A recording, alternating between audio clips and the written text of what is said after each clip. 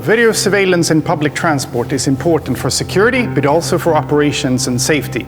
Axis Communications and UITP have collaborated this year to investigate the international trends of this. I think the survey is a good chance to get a view on the sector or our group, to see what our experiences are and to summarize the developments that are sometimes historic, but also look to the future.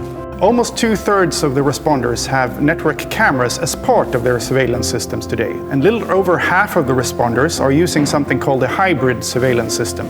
That is a combination of analog cameras and network cameras into one system. A quarter of the responders are still solely relying on analog cameras. But what will it be in the future? The majority, 85%, will consider IP cameras as part of their investments. We can also see in green here a portion of 13% that are uncertain, and for those, approximately half do not have any investments plans in the coming year. More than 80% of the respondents are already using camera images today for investigation and evidence collection purposes, which is perhaps the more traditional way to deal with camera footage, where also the image quality is the key criterion. Can you use your footage afterwards or not? However, if we look at the left side of the diagram, it's interesting to notice that also 2/3 of the respondents already use camera images for detection purposes and somewhat less in several phases of the incident management process. When we look into the use of real-time video today, then we see that around the stations, more than 70% of the respondents already use live footage of cameras for incident management or detection purposes. But also in the depots and rail yards, we see a high degree of usage for live pictures. To use video surveillance in real time to act on incidents is something that has proven very efficient for us. The most positive effect that was noticed is an improvement of security perception. So wherever we have camera surveillance in place, people tend to feel safer. But closely following are actually improvements of the real security and a reduction of crime. What I think is remarkable is the very high acceptance of video surveillance, also for customers, but also for staff. The perception of security seems to be more important to people than any concerns about data security or protection. When it comes to the challenges, then we see the number one challenges that operators have to deal with is, again, not surprisingly, managing the vast number of cameras already installed and the images that have to be monitored and dealt with.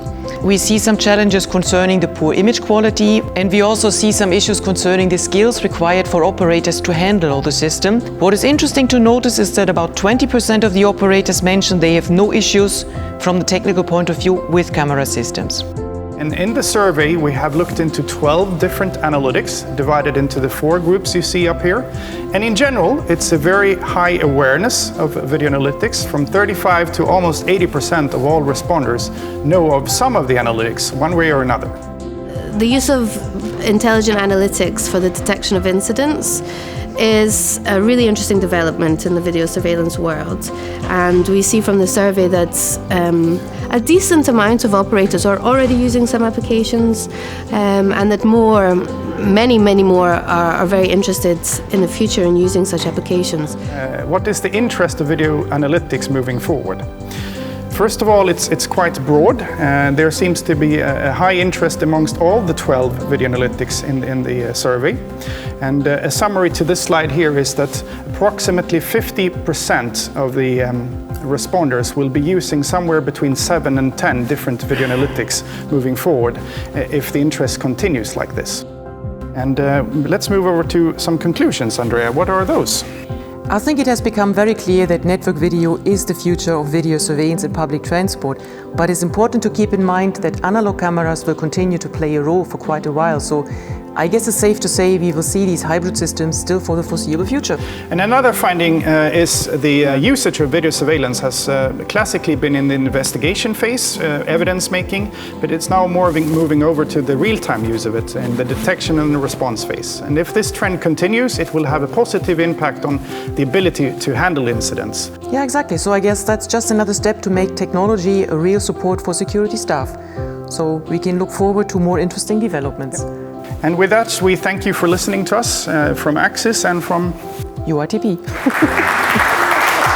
For this survey, it was a very interesting cooperation between UITP and an industry member of ours, because very often we tend to talk about video surveillance, and I guess the industry is talking about video surveillance, but pooling the expertise together and actually finding out what are the potentials and the shortcomings of technology today was a very interesting exercise. So now we have a snapshot of the situation as it is, and maybe in a while we can find out some trends.